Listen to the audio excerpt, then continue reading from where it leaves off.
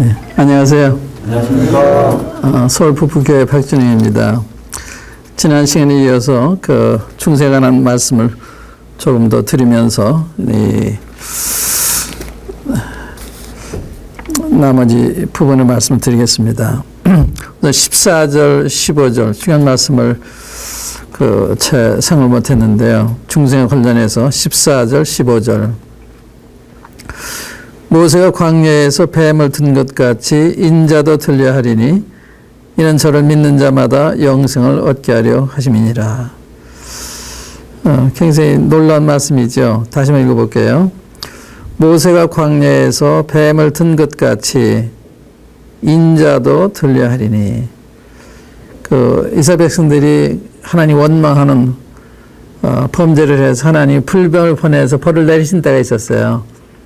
그때 모세 하나님이 찾아가서 잘못했다고, 그러니까 모세가 하나님께서 모세한테 그럼 장대에다가 구리뱀을 만들어 가지고 장대에 세워서 이스라엘 진중에 가서 이 뱀을 쳐다보는 좀 살리라고 해라 해서 뱀을 보는 사람이 다 살아났어요. 놀라운 거죠. 뱀에 힘이 있는 게 아니라 하나님 약속이죠. 근데 이 의미가 있어요. 이 구리뱀을 장대에 매달았는데, 우리 사람은, 죄에 뱀에 물렸다. 이렇게 할 수가 있죠. 죄에 매달려서. 이스라엘 백성들이 죄를 진 것처럼, 이 범죄한 이스라엘 백성들이 뱀을 쳐다보면서 산 거예요. 하나님 그렇게 약속하시기 때문에. 뱀을 쳐다보면 산다고 그랬는데, 인간적 생각하면 그렇게 해서 뱀을 사냐 이렇게 될 수가 있잖아요. 신앙이 이렇게 따지는 게 아니에요. 하나님 약속이기 때문에 그대로 할 때 그대로 이루어진 거. 하나님이 약속이 거기 있는 거예요. 그래서 뱀을 쳐다보는 사람 다 났거든요. 살아났어요. 안 쳐다보는 사람 살 수 있는 기회가 있었는데도 못 산 거죠. 근데 이게 예수님의 십자가의 상징이라고 볼 수 있어요. 모세가 광야에서 뱀을 든 것처럼 인자도 들려한다. 십자가에 예수님이 돌아가시잖아요. 이는 저를 믿는 자마다 영생 얻게 하려 하십니다. 그러니까 이제는 뱀이 아니라 십자가에서 뱀에 물려 죽어가는 사람들을 대신해서 죽어가신 우리 죄 때문에 심판받으신 예수님을 바라보면 믿으면 산다 이런 말씀이에요. 영생을 얻는다. 이게 단순한 거예요. 그러니까 어떤 설명을 필요로 하죠. 쳐다보면 산다 한 것처럼 이렇게 믿으면 영생 얻는 되거든요. 믿으면. 그렇구나. 그 약속하시구나. 주님 감사합니다. 하고 받아들이면 영생이 내게 이루어지는 거예요. 영생이 거듭나게 되는 거예요. 그러니까 믿음과 거듭남과 연관이 있는 거죠. 믿는 거. 저를 믿는 자마다 하는 말은 누구든지 저를 믿으면 그러면 누구든지 어떠한 죄를 졌든지 간에 믿으면 영생을 얻는다. 거듭난다, 영생 얻는다 같은 말이에요. 거듭나 영생 같은 말이거든요. 또 뒤에 보면 구원받는다 말이 나와요. 17절에 보면 하나님이 그 아들 세상에 보내신 것은 세상을 심판하려 하심이 아니요 서로 말미암아 세상의 구원을 받게 하려 하심이라. 이 구원도 같은 이야기다. 구원, 영생, 거듭남이 같은 이야기예요. 다른 각도에서 얘기한 거죠. 그런데 십자가에 달리신 예수님을 믿으면 영생한다. 그런 말씀이거든요. 믿으면. 그런데 그게 무슨 뜻이냐. 인자도 들려하리니 모세가 광야에서 뱀을 든 것까지 인자도 들려하리니 이게 들려야 한다. 반드시 십자가에 못 박혀 돌아가신다 이런 뜻이에요.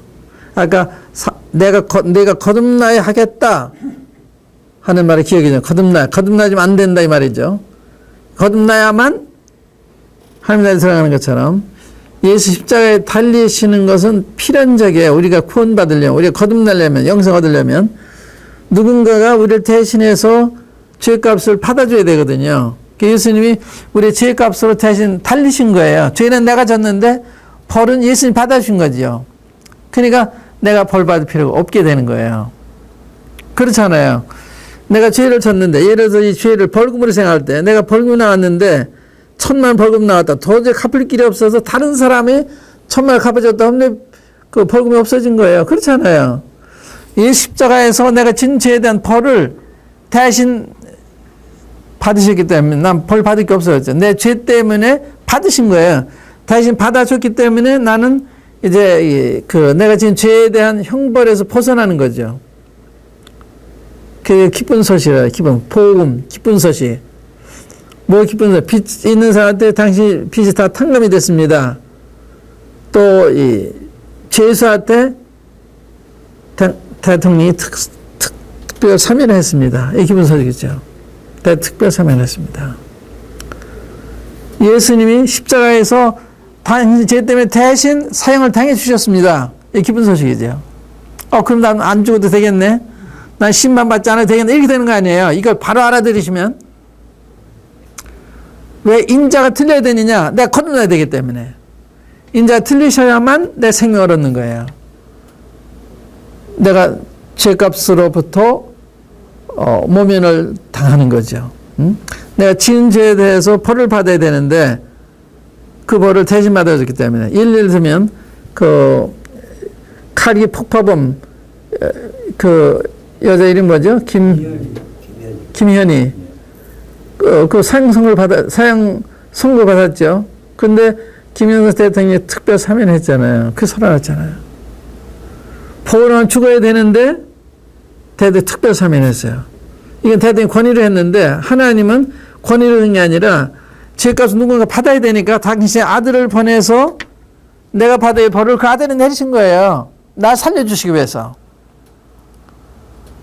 그게 얼마나 감사한 일이에요. 그래서 16절에 보시면 하나님이 세상을 이처럼 사랑하사 독생자를 주셨으니 이는 저를 믿는 자마다 멸망치 않고 영생을 얻게 하려 하심이니라. 하나님이 세상을 이처럼 사랑하사, 그 하나님이 독생자의 사랑을 다 표현을 못하니 이처럼 사랑하사 독생을 주셨다. 얼마나 사랑하셨으면 자기 독생을 아끼지 않고 주셨네, 이렇게 되는 거죠. 이 세상이 나 아니에요. 나 우리잖아요. 내가 이게 포함된 거거든요. 하나님 나를 이처럼 사랑하사 독생자를 주셨다, 이 말씀과 같은 거예요. 누가 나 같은 거 위해서 자기 아들 주세요. 단돈 100만 원 줄 사람이 없는데 목숨을 누가 줘요? 근데 하나님이 나를 사랑하사 자기 독생자를 희생하신 거예요. 왜 그렇게 하셨냐? 하나님 우리를 창조하신 부모 같은 분이니까 우리를 사랑하시기 때문에 그렇게 하신 거예요. 하나님이 세상 이처럼 사랑하사 독생자를 주셨으니 눈물 날 얘기 아니에요. 하나님 얼마나 사랑하사 자기 독생자까지 희생하셨어요. 십자가에 희생하신 거거든요. 십자가의 희생이 보통 희생이 아니에요. 얼마나 사랑하는 아드님이신데 이 아드님이 십자가에서 가장 수치에 가장 고통스러운 죽임을 당하도록 하신 거예요.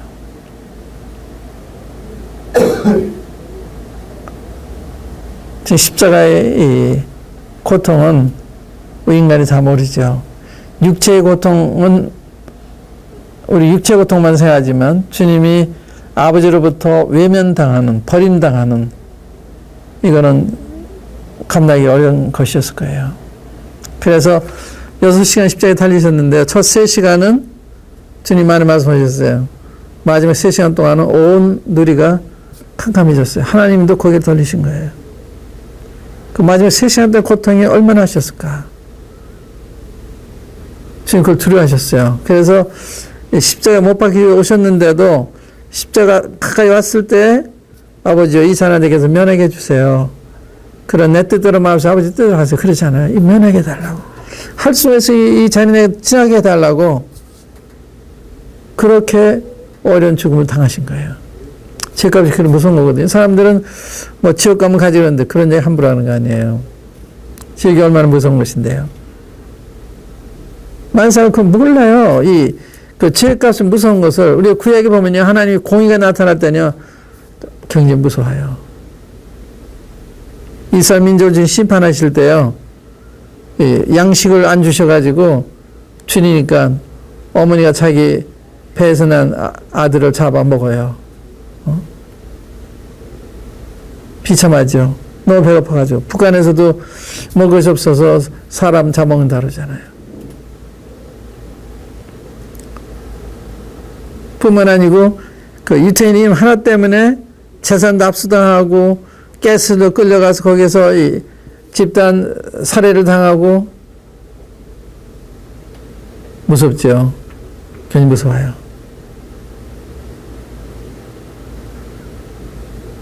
그런데 하나님이 멸망치 않고 영생을 얻게 하시려고 자기 독생자를 주실 만큼 사랑하셨다. 하나님이 세상 이처럼 사랑하사 독생자를 주셨으니 이는 저를 믿는 자마다 멸망하지 않고 안 믿으면 멸망하는 거예요. 영생 얻게 하십니다. 여기 요한복음 3장 16절은요. 그 주일학교 아이들도 찬송할 만큼 아주 잘 알려진 말씀이거든요. 이 말씀은 성경의 축소판이라고 할 수 있어요. 이게 하나님도 나오죠. 또 독생자도 나오죠. 멸망도 나오죠. 영생도 나오죠. 사랑도 나오죠. 이게 성경 이야기예요. 이게 하나님이더니 하나님 어떤 하나님이냐?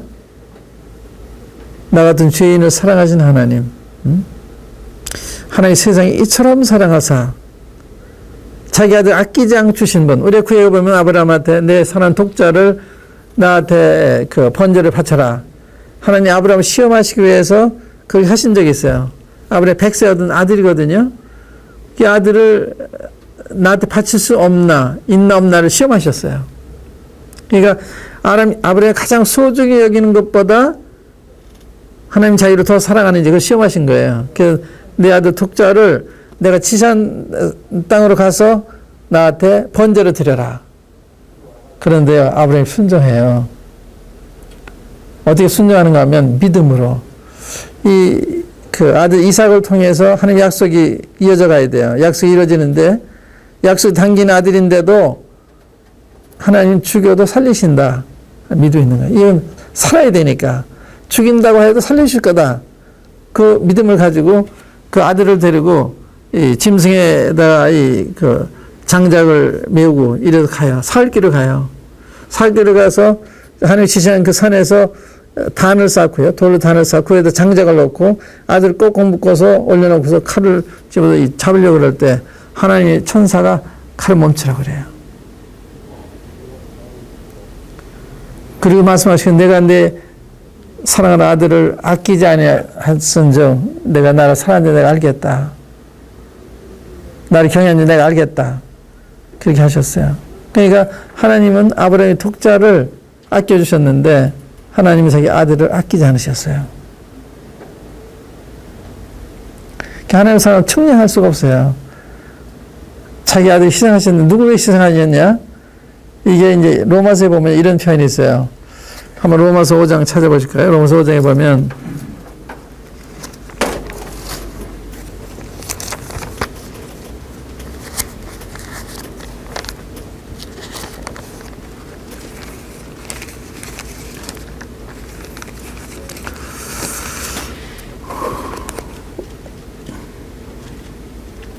(6절에) 우리가 아직 연약할 때 기약대로 그리스도께서 경건치 않은 자를 위하여 죽으셨도다.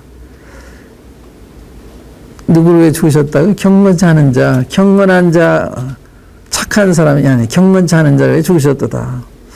의인을 위하여 죽는 자가 쉽지 않고 선인을 위하여 용감히 죽는 자가 혹 있거니와 우리가 아직 죄인 되었을 때 그리스도께서 우리를 위하여 죽으심으로 하나님께서 우리에게 대한 자기의 사랑을 확증하셨느니라. 여기 경건치 않은 자, 죄인. 죄인을 위해서 그리스도를 희생하심으로 우리에 대한 사랑을 확실히 증명하셨다는 거예요. 그러니까 하나님은 가치 있는 사람을 위해서 자기 아들 희생하신 게 아니에요. 가치 없는 원수요, 죄인이요, 경건치 않은 자. 그거 쉬운 게 아니잖아요. 응? 그 가치 없는 자인데 하나님 우리 가치 있게 보신 거예요. 왜? 자기 아들이니까. 사람들이 볼 때는요, 대수롭적인 생각하는데 하나님 그렇게 안 생각하는 거예요. 왜냐면 내 자식이니까. 부모가, 사람들이요, 이랬던 죄수들 보면은 저런 사람은 사회에서 없어야 돼. 이렇게 하지만 부모는 그렇게 생각하지 않죠. 부모는 내 자식이지. 내가 잘못 길러서지. 내가 받아야 되지. 부모는 그렇게 생각한다고요. 하나님 그런 마음을 가지신 거예요. 사람들은 우습게 생각하지만 하나님은 그렇지 않아요. 내 자식이기 때문에 끔찍히 사랑하신 거예요. 이 아들을 살리시기 위해서 저게 독생자까지도 아끼지 않은 희생하신 거거든요. 주님은 죄인 때문에 오셨어요. 죄인 때문에 십자가에 돌아가셨어요. 죄인을 사랑하셨어요. 그게 놀라운 거예요. 사람이 훌륭한 사람 사랑하는 게 쉽잖아요. 착한 사람, 훌륭한 사람. 그런데 주님은 훌륭한 사람은 아니에요. 죄인, 경건자하는 자, 원수. 지금 십자가 곁에서 살인 강도가 십자가 못 박혔죠. 양쪽에서. 그 강도 중에 두 사람이 처음에는 다 예수님을 조롱했어요. 당신 하나의 아들이면 당신 자신을 구원하고 우리 구원하라. 비웃었어요. 근데 예수님의 입으로부터 나온 이야기 쫙 들으면서 감동받는 거예요. 아버지요, 저들의 죄를 사하여 주옵소서. 자기 하는 것을 알지 못함이니이다. 이러지요. 또 어머니를 부탁하지요. 이렇게 십자가에서 이렇게 예수 입으로 흘러나온 이야기를 들으면서 너무 감동이 된 거예요. 그래가지고 한 강도 예수님 향해서 오늘 당신의 날이 임하실 때 나를 생각해 주십시오. 이렇게 해서 오늘 당신의 날에 임하실 때 나를 좀 생각해 주십시오. 날 기억해 주십시오. 살인 강도가 그때 예수님이 내가 진실로 내게 이르노니 오늘 내가 나와 함께 낙원에 있으리라. 용서하고 구원해 주신 거예요. 이 돌아가시면서 옆에 있는 살인 강도를 용서하시고 구원해 주신 거예요. 그러니까 지금 돌아가시면서까지 죄인들을 구원하신 거예요. 그러니까 예수님 십자가 못 박은 지 벌써 2000년이 다가오잖아요. 여전히 기다리고 계신 거예요. 기다리신 이유는 하나예요. 우리들 회개하기를 기다리신 거예요. 베드로 후서 하면 3장을 보시면요. 그렇게 기록되어 있어요. 베드로후서 3장에 보면 베드로후서 3장 8절부터 읽어보겠습니다.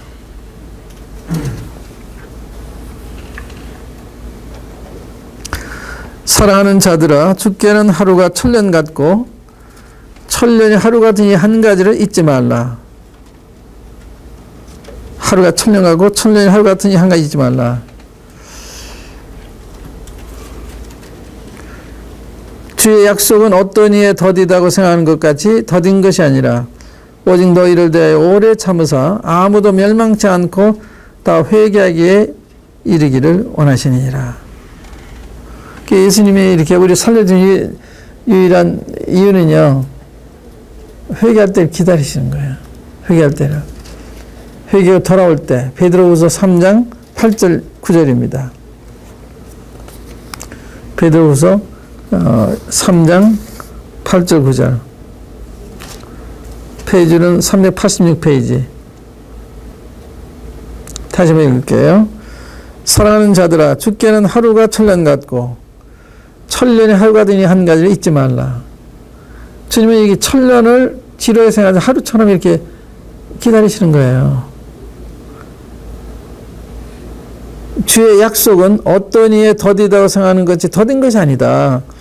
오직 너희를 대해 오래 참으사 아무도 멸망치 않고 다 회개하기에 이르기를 원하시나. 그러니까 아무도 멸망치 다 회개하기를 기다리시는 거예요. 그게 유일한 이유예요. 우리 살려주시는 뭐 세상에 잘 돼서 행복하게 살고 이런 데 목적이 있는 게 아니라 하나도 더 좋죠. 이 세상에 살기 위해서 그런 거 아니에요. 회개하기 위해서.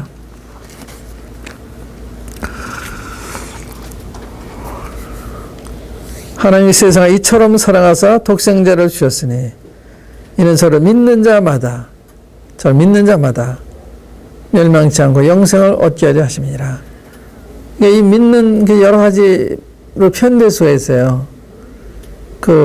어떤 사람은 자기가 죄인인 것을 알고요. 이 누가복음 18장 같은 데 보면은 세례 죄인이 하나님 앞에 기도를 하는데 세례는 멀리 서서 성전에 멀리 서서 감히 눈을 들어 하늘을 우러러보지도 못하고 가슴을 치며 가라되 하나님의 불쌍히 여기 없어서 난 죄인으로서이다 그래요.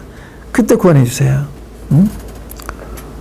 자기 죄인이기 때문에 고개도 못 들고 멀리 가까이 가지도 못하고 멀리 서서 하나님 앞에 기도하기를 하나님 불쌍히 여겨주세요. 전 죄인입니다. 그랬어요. 그때 주님 구원하셨어요. 제가 아는 한 여선생이 있었는데요. 그분이 자기가 죄인인 것도 알고 예수님이 하나님의 아들인 것도 알고 예수님이 자기 죄 때문에 십자가 돌아가신 것도 알고 지옥과 천당에 있는 것도 알고 근데 죄가 회개가 안 되는 거예요. 죄가 있으면 부끄러워하고 두려워야 되는데 두려운 마음이 없는 거예요. 죄인인 건 알겠는데 그래서 하루는 자기가 출근길에 버스 안에서 기도했대요. 하나님 자신이 죄인인 것도 모르니 죄인을 불쌍히 여겨주십시오. 그때 구원하셨어요. 그러니까 우리가 진실하게 말씀드리면 돼요. 진실하게. 믿고 싶은데 안 믿어집니다. 이래도 돼요. 하나님 저를 살려주십시오 해도 돼요. 말이 있는 게 정말 하나님의 도움을 구할 때 하나님이 도와주신 거예요. 기적적으로 도와주신 거예요. 제가 아는 제가 미국 시카고에서 만난 분인데 이분은 주먹도 쓰는 사람이고 또 좋은 가정에 자랐고 엔지니어의 직업이 자기 부인이 간호사이기 때문에 먼저 미국에 와서 미국에 나중에 왔어요. 근데 오는 날로 자기 부인 차 타고 나가서 술을 마시고 오다가 남의 차를 받아가지고 사고를 했어요. 그렇게 이제 겁이 없는 사람인데 자꾸 그렇게 하니까 이혼을 했어요. 이혼을 당하니까 이제 창피한 거예요. 자기는 그래도 좋은 가정에서 태어났고 주먹도 쓸 줄 알고 또 이 엔지니어 그러니까 자기는 어떤 사람보다도 포장이 없는 남편인데 이런 자부심 가지고 있었는데 부인이 못 살겠다고 헤어진 거예요. 그래가지고 다른 여자를 만나서 이제 이 시카고에서 북쪽으로 1시간 거리에 있는 워키 하는데 제가 거기서 이제 목회를 할 때인데 그쪽으로 이분이 이사 오셨어요. 그때는 한국 사람이 이렇게 많은 게 아니니까 항상 만날 때마다 지금 저번에 전도하라고 보내시나 보다 하고 이제 받았는데 한 6개월쯤 됐는데 이분이 이사 간다고 그래요. 왜냐면 6개월 동안 직장이 안 되니까 친구들의 돈 빌려서 사다 보니까 이게 더 이상 할 수가 없으니까 이제 시카고는 대도시니까 직장이 많지만 워키가는 소도시기 때문에 거기는 직장이 없으니까 다시 내려간대요. 그래서 내 생각에 구원받으러 보내시는 구원 받지 않고 하는구나. 그래서 제가 이랬어요. 그래서 구 선생인데 그 선생님 그 선생님 그 하나님과의 관계 해결하지 않으면 그 선생님 문제 해결되지 않을지도 모릅니다. 그랬는데요. 그분이 시카고 이사 간 다음에 한 일주일이 됐나 저를 찾았어요. 근데 그분이 저를 찾은 사람이 아닌데 내가 이 전도를 가면 그 싫어서 제 아파트에 저를 번쩍 들어서 집어 던질 만큼 그 힘이 있는 사람이에요. 그렇게 하던 사람인데 그 저를 찾는다고 그래서 제가 이상하게 생각했어요. 찾는다고 찾아갔죠. 갔더니 이 모습이 변했어요. 그래서 올라가서 어떻게 된 겁니까? 그랬더니 자기 두 번째 가던 이 부인이 5번째 보따리를 산 거예요. 못 살겠다고. 그래서 이제 자기 자존심 상하는 거예요. 여자들마다 다 싫다 그러니까. 그래서 내가 네 원하는 데 해줄 테니까 살아다오. 그랬대요. 그게 싫어요. 저는 안 살아요. 그래서 호소하니까 그런 교회에 나오면 살겠다. 교회 나가 주마. 그랬대요. 이 경상도 사람인데. 그러고는 그날 파자마 바람에 무릎 꿇고 기도했어요. 하나님, 저를 살려주십시오. 근데 그날 밤이 변화가 된 거예요. 그래가지고 그 다음날 직장 구하러 다니는데 그냥 막 콧노래가 나오는 거예요. 찬송이.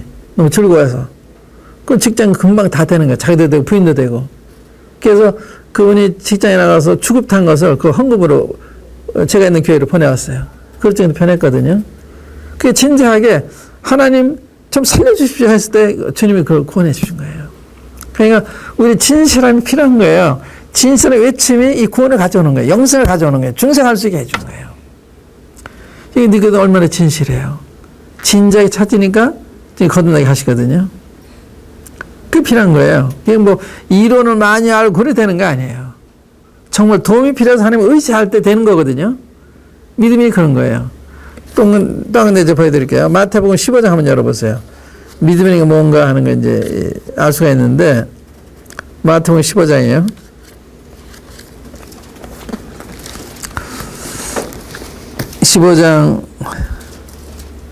22절부터요. 마태복음 15장 22절. 믿음이 뭐냐? 믿음이 믿습니다 하는 게 믿음이 아니에요.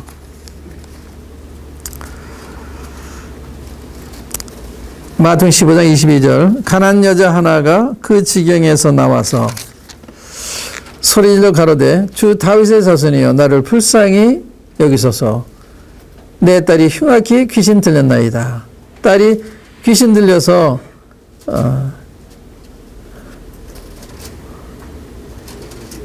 미친 사람 손을 다니니까 얼마나 어머니로도 마음이 아팠겠어요. 그래서 어디 가도 그 딸을 이 귀신으로부터 해방시킬 수 없으니까 예수님이 찾아온 거예요.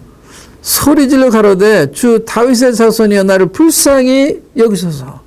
나 불쌍히 좀 여겨주세요. 그런 거예요. 그런데 예수님이요, 한 말씀도 대답지 아니하시니, 이상하죠? 대답 안 하셨어요. 그 이유가 있어요. 한 말씀도 대답지 아니하시니 제자들이 와서 청하여 말하되 그 여자가 우리 뒤에서 소리를 지르오니 보내소서. 또 제자들마저도 동정해야 될 텐데 시끄럽다고 저 여자 보내죠. 그런 거예요. 예수께서 대답하여 가라사대 나는 이스라엘 집에 잃어버린 양 외에는 다른 데로 보내심을 받지 아니하였노라 하신대. 이 여자는 이방 여인이거든요. 그러니까 이스라엘 집에 잃어버린 양 위해서 온 거지 단상 온 게 아니야. 나 상관이 없는 여자야. 이렇게 주님이 아주 딱 잡아 이제 외면을 하셨어요. 그런데요, 25절 보면 여자가 와서 예수께 절하며 가로되 주여 저를 도우소서. 이 정도 되면 기분 나빠서 따라갈 수도 있잖아요. 근데 안 해요. 정말 저기 필요한 사람은 안 떨어져요. 주여 저를 도우소서 그래. 도와달라고 도우소서. 그때 예수님이 대답하여 가라사대 자녀의 떡을 취하여 개들에게 던짐이 마땅치 아니하니라. 이 여자 개 취급하는 거예요. 자녀의 떡을 취하여 개들에게 던짐이 마땅치 않다. 근데 여자가요, 얼마나 큰 모독이에요. 근데 뭐라고 반응했어요? 여자가 가로되 주여 올소이다. 많은 개들도 제 주인의 상에서 떨어지는 부스러기를 먹나이다. 예수께서 대답하여 가라사대 여자야 네 믿음이 크도다. 네 소원대로 되리라 하시니 그 시로부터 그의 딸이 나으니라. 여기 믿는 얘기 하나도 안 했죠. 내 믿음이 크도다 그랬잖아요. 간절히 찾은 거, 의지한 거, 그게 믿음이에요. 이렇게 취급해도 좋습니다. 맞습니다. 그 개들도 주님의 상에 떨어 부스러기를 얻어먹지 않습니까? 그래도 주십시오. 그러니까 주님이 굉장히 감동하신 거예요. 내 믿음이 크도다. 내 소원대로 되는 즉시 귀신으로부터 해방이 된 거예요. 이런 거, 믿음이 이런 거거든요. 그러니까 간절히 내 문제 해결될 때까지 찾는 거예요. 예를 들어서 교회 갔는데 해결이 안 됐다. 그러면 성경 읽을 수가 있어요. 그럼 성경 읽을 때도 맞아주세요. 원래 그런 사람이 있거든요. 사도행전 8장에 보면요. 아프리카 에티오피아 넷이라는 사람, 이게 재무장관의 지위에 있는 사람이 예루살렘에 예배하러 왔다가 돌아가는 게 성경 읽고 있었어요. 그 말은 무슨 뜻이냐면 예루살렘에 성에 왔는데 하나님 못 만난 거예요. 돌아가는 길에 성경 읽는 거예요. 성경 읽고 하는데 그걸 누가 봤는가 하면 하늘에 하나님 보신 거예요. 아프리카에서 중동 예루살렘까지 가까운 거리가 아니잖아요. 수천리인데. 그러니까 이 자체도 굉장히 귀한 거죠. 근데 돌아가면서 성령도 읽은 거예요. 하나님 보시고서 어떻게 했는가 하면 사마리아에서 복음을 전하고 있는 바쁜 빌립보라는 사람을 주님이 부르셨어요. 부르가지고 너가 저 예루살렘에서 가사로 내려가는 길까지 가라. 그랬어요. 가사에서 전쟁이 일어나고 그러잖아요. 가사 파리세안 땅이죠. 그걸 내려가라는 거예요. 그래 빌립은 그냥 순종해서 가니까 거기에 한 사람이 병거를 타고 여행하고 있었어요. 보니까 성경 읽고 있더라고요. 그래서 다가가서 읽는 말씀 깨닫느냐 하니까 지도하는 사람이 없으니 어떻게 깨달을 수가 있습니까? 그러고서 자기를 올라타라 그러더니 여기 말씀하는 것이 누구를 말씀하는 겁니까? 선지자 자기를 말씀하는 거니까 타인을 말씀하는 게 질문해요. 바로 예수님에 대한 예언이었거든요. 거기서 그 성경 말씀 예수님을 설명했어요. 그리고 믿게 됐거든요. 그러니까 사람이 간절히 찾으면요, 그가 여행하는 구간은 사막이라고요. 사막에 교회가 있어요. 사람이 있어요. 그래서 찾으니까 하나님이 사람 보내시잖아요. 거기로. 하늘에서 안 짧아요. 1800년대요. 영국 웨일스라는데 큰 풍이 일어났어요. 막 술집이 문이 닫히고 극장 문이 닫히고 이런 그 정신풍이 일어났는데 화제가 너 구원해라, 영생해라, 거듭나는 거라. 한 가정부인이 하루는 밤 12시에 기도하는 하나님 제가 어떻게 하면 구원을 얻으리까 간절히 기도하는데 마침 그 시간에 그 집 옆에서 지나간 한 전도인이 주 예수를 믿어라. 그럼 너와 내 집 구원을 얻으리라 하는 걸 외쳤어요. 그 소리가 들린 거예요. 그래서 이 부인의 질문에 답이 된 거죠. 그래서 간절히 찾으면요. 밤 12시 상관이었고 사막이라 상관이에요. 하나님 손이 안 짧아요. 얼마든 주님이 역사하세요. 제가 아는 선교사 한 분은요. 그분 아일랜드 사람인데 그분 어머니가 독실한 신자이신데 이 아들은 그 싸움 패고 술정뱅이고 그러니까 이제 목사이기 때 하루는 빈집에서 일하는데 요한복음 3장 16절이 생각이 난 거예요. 멸망체 영생 얻는다. 이 말씀이 생각나가지고 그 일하다 내려와서 무릎 꿇고 회개한 거예요. 그 구원받은 거예요. 그리고 한국에 선교사로 왔었어요. 그 어머니 이렇게 기도하시니까 그 기도를 응답하실 때 그 일하는 작업장에서 요한복음 3장 16절 생각이 나게 해가지고 그랬거든요. 또 제 친구 중에 한 분이요. 그분은 그 서울대학에서 성악을 전공한 분이에요. 아주 개짠데 학령도 사람인데 자기는 성가대 대장을 있으면서 술 마시지 않는 사람은 받아주지 않았대요. 굉장히 개짜죠. 성가대 친인데 그런데 아주 난잡한 사람이에요. 그래서 부인이 안 되겠다. 근데 그분이 이제 지금 특허 사무소를 해가지고 돈을 잘 벌었어요. 특허 사무를 보면서. 근데 부인이 이제 이민수 해가지고 캐나다 이민을 갔어요. 근데 제가 캐나다 와보니까 너무 다른 거예요. 이 캐나다 오니까 눈먼 돈이 없더래요. 한국에 눈먼 돈이 있는데. 그래서 특허 사무에서 그냥 몇 건만 하면 돈이 몇백만 원이 들어오니까. 근데 캐나다는 그런 게 없거든요. 그래서 일한 대로 보수 받는 정도인데, 그날은 자기 부인 때문에 저녁 집회 갔어요. 가고 싶지 않은데 부인이 자꾸 그러니까 할 수 없이 따라간 거예요. 따라가서 맨 뒤에 앉아가지고요. 이제 자기는 이제 잠잘 셈으로 맨 뒤에 앉았대요. 근데 말씀하는 강사님이 나가더니 영문 3장 16절에 읽더래요. 그래서 야, 잘을 봐라. 난 수백 번 들었다. 잘 봐라. 막 그러면서 계속 그랬는데 그 말씀 듣다가요. 이분이 성령 위에서 마음의 가책을 받고서 회개를 했어요. 그런 자세에 앉아있던 사람. 그래서 이 덩치가 이렇게 커요. 같은 사람이 막 엉엉 울면서 밖으로 뛰어 나온 거예요. 그리고 변화됐어요. 그래서 그분 간증이 굉장히 놀라워요. 그 간증을 하면 사람이 듣고요. 지가 쇼냐 진짜냐 이렇게 묻는 거예요. 너무 적나라하게 자기 비밀스러운 이야기를 다 하니까 자기는 자기 부인한테 딴 여자를 만나러 갈 때요. 부인한테 전화하면 그때 긁히지. 또 들어가면 또 긁히지. 그러니까 안 하고 한 번만 한대요. 뭐 그런 식으로 간증을 해요. 그러니까 아주 적나라하죠. 마음속에 했던 걸 그대로 얘기하니까. 듣는 사람이 너무나 적나라하게 얘기를 하니까 저게 쇼냐 진짜냐. 결론은 진짜다. 그래서 사람이 그렇게 변했어요. 그러니까 우리가 우리 죄를 자백하면 정말 주님 앞에 진실하게 자기 죄를 자백하고 도와달라고 그러면 그때 우리에게 임해서 도와주시는 거예요. 그러니까 믿음이라는 게 믿습니다, 결심이나 그런 게 아니에요. 도움이 필요하고 도움을 구하는 거예요. 그럼 주님이 도와주시는 거거든요. 또 한 군데 볼게요. 누가복음 18장 한번 보세요. 누가 18장.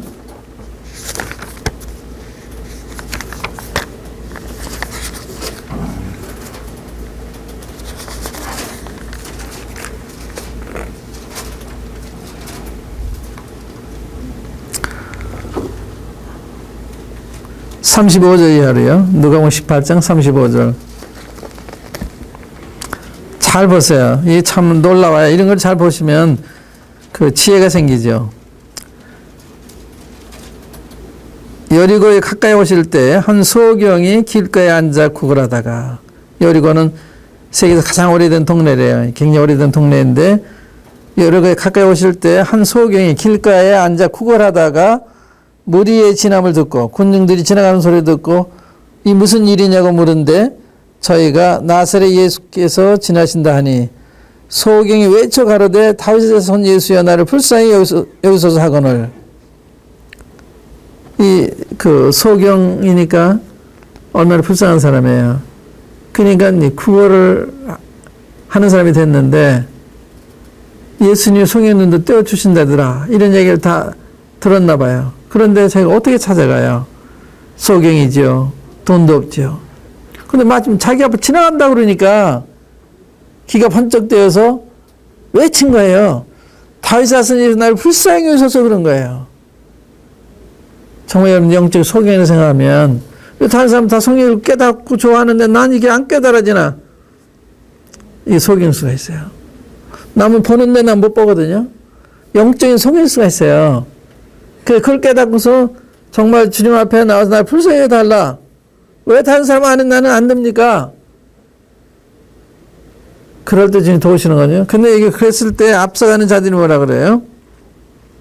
앞서가는 자들이 저를 꾸짖어 잠잠하라 하되 저가 더욱 심히 소리질러 다윗의 자손이 나를 불쌍히 여기서 하는지라. 그게 정말 도움이 필요한 사람은요, 뭐 자존심 이런 거 없는 거예요. 물에 빠진 사람이 자존심이 어디 있어요? 살려달라고 그래야죠. 그러니까 그런 심정이 구하는 거거든요. 그러니까 앞서가는 사람이 잠잠해, 시끄러워 그래도 더욱 소리 질렀다. 왜? 이분 놓치면 나 구원 못 받으니까. 눈 못 뜨는 거니까. 그 소리에 어떻게 됐어요? 예수님이 가던 길을 멈추셨어요. 40절에 보면 예수께서 머물러 서서 명하여 데려오라 하셨더니 저가 가까이 오매 물어 가라사대. 이 두 마디 간절한 호소에 하나님의 아들 창조의 하나님이 가던 길을 멈추신 거예요. 이게 놀라운 거예요. 정말 진실하게 구하면 하나님 들으시는 거예요. 하나님 사람 차별 안 하세요. 우리가 똑같이 하나님 앞에 귀중한 사람들이에요. 하나님 자녀이기 때문에. 부모가 자식을 차별하는 법이 없죠. 두 마디, 첫 마디 했는데 안 들으셨다고 포기하면 안 돼요. 이 두 마디 할 때 주님 멈추셔서 들어라 그런 다음에 물으셨어요. 내가 무엇을 하여 주기 원하느냐? 가로되 주여 보기를 원하나이다. 분명히 너 뭐 원하니? 원하는 게 뭐야? 주여 보기 원합니다. 소경이니까. 여러분들한테 뭘 원하십니까? 하면 분명한 게 있어야 되죠. 그렇죠?